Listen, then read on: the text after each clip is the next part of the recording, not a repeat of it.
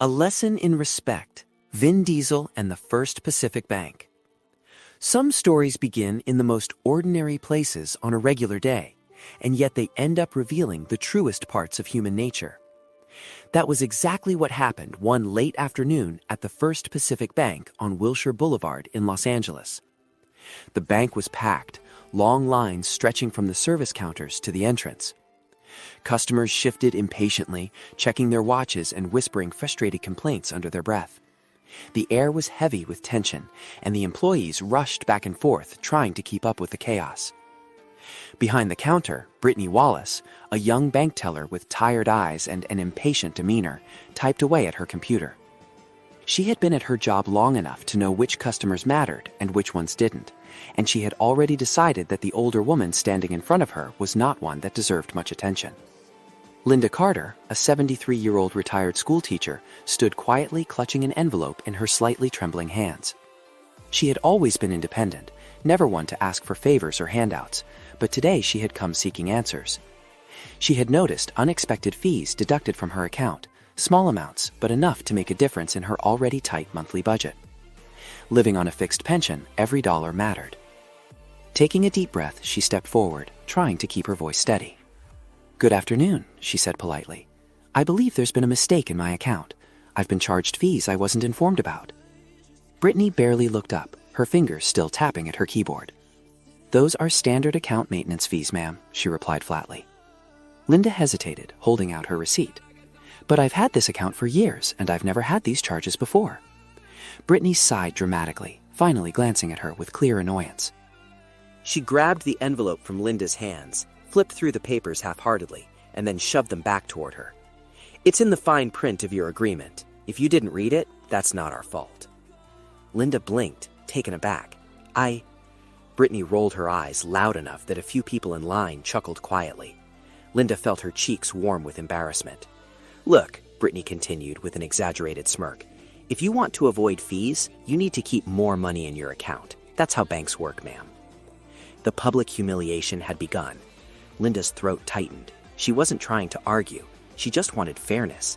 She had been a loyal customer for decades, but as she looked around, she noticed how no one was willing to meet her eyes. The same strangers who had been loudly complaining about their own long wait times were now suddenly indifferent to her struggle. "I just want to understand what happened," she said, her voice quieter but still holding on to hope.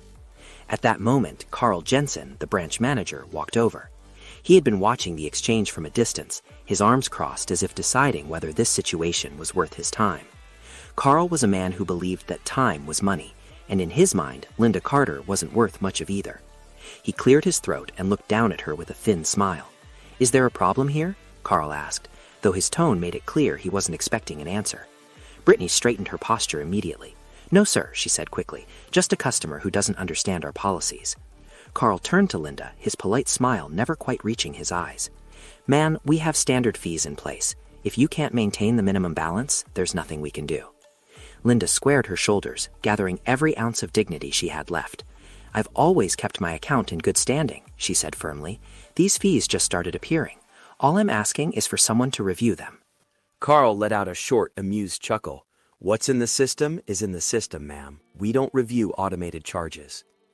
The final blow came when Carl leaned slightly over the counter and, in a voice loud enough for the entire bank to hear, said, "If you can't afford the fees, maybe this bank isn't the right place for you." A sharp silence filled the room. Linda swallowed the lump in her throat, her fingers tightening around the envelope. She had never felt so small. Then a deep, steady voice cut through the air. "Why are you talking to her like that?" The entire bank fell silent. Heads turned toward the entrance. A man in a black t-shirt, jeans, and a baseball cap stood there. He looked like any ordinary customer at first glance, but there was something about him, his posture, his voice, his presence, that made people straighten up. Carl turned slowly, his irritation flashing across his face. "And who are you to question how we handle our customers?" The man took a few steps forward, pulling off his cap. The gasps were instant. Vin Diesel. Yes, that Vin Diesel. The Fast and Furious star, the action legend, the man who had played some of the toughest, most fearless characters on screen. And now he was standing in the middle of the bank, staring Carl Jensen down. Carl's confident stance faltered. "Mr. Diesel, Vin raised a hand slightly, cutting him off. His voice was calm but firm. "It doesn't matter who I am," he said. "What matters is why you're treating this woman like this." Linda turned to Vin, eyes wide with disbelief.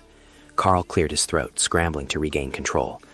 "Sir, this is none of your business. We have policies in place, and this lady doesn't meet the requirements." Vin tilted his head slightly. Policies? Or an excuse to humiliate someone who's just asking for fairness? A few customers murmured in agreement. Brittany, who had seemed so confident earlier, now glanced nervously at Carl. Vin turned back to Linda, his voice gentler now. "Ma'am, what exactly is the problem? Can you show me what's going on?"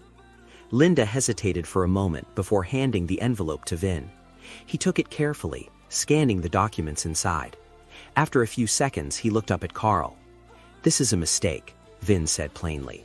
"These charges shouldn't be here. You're going to fix this." Carl opened his mouth, but Vin raised a hand again. "If it's a mistake, you'll fix it.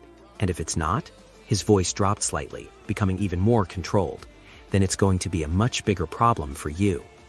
Carl Jensen shifted uncomfortably. He had spent years dismissing people like Linda Carter, but he had never expected someone like Vin Diesel to step in. Vin's voice was steady. "This isn't about policies, it's about respect." Vin turned to the watching crowd. "How many of you have had unexpected fees show up on your accounts in the last few months?" At first, there was silence. Then, hands went up. A middle-aged man, a young woman with a baby, an elderly couple. Carl's stomach dropped. Vin turned back to Carl. "So it's not just her. Interesting. You might want to think carefully about your next words." He motioned toward the computer. "Go ahead, pull up her account. Let's see those fees." With shaky hands, Brittany pulled up the account. Vin leaned in. "Well, look at that. The fees started 2 months ago, right after a change in bank policy. And not just to her account." He turned back to Carl. "Based on what I'm seeing, the majority of these new fees are hitting elderly customers, people who are less likely to challenge them. That's not policy, Carl. That's a scam. I don't like bullies, and I really don't like people who take advantage of those who deserve the most respect." Carl was sweating. He knew someone was recording the whole thing on a phone. Vin nodded toward the camera. "Yeah, that's right. This is going out there. So here's what you're going to do, Carl. You're going to reverse every single one of those charges, not just for Linda, but for every single customer affected. And then you're going to apologize properly." Carl exhaled shakily, his shoulders slumped. He turned to Brittany. "Fix it." Brittany's fingers flew across the keyboard. Vin watched as the numbers changed. "Now," he said, folding his arms, "let's hear that apology." Carl swallowed hard. "Mrs. Carter, I apologize for the way you were treated. It was unacceptable."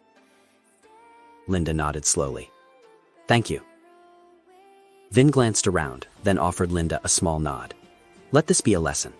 Speak up, stand up, and don't let anyone make you feel like you don't matter." Vin Diesel put his cap back on and walked out of the bank. The aftermath was swift. The video went viral. Within 24 hours, the First Pacific Bank headquarters announced an internal review. By the end of the week, Carl Jensen was removed from his position. Every affected customer was refunded in full. One morning, an envelope arrived at Linda's home. It was postmarked from a film studio in Los Angeles. Inside was a handwritten note. "Mrs. Carter, you didn't need me to stand up for you. You already had the strength. You just needed someone to remind you. Hope this makes you smile. Vin." Tucked inside was a signed Fast and Furious poster and a personalized invitation to an upcoming movie premiere. Linda laughed, feeling lighter than she had in years. The world wasn't perfect, but she knew now that when you fight for what's right, sometimes the right people show up to fight with you.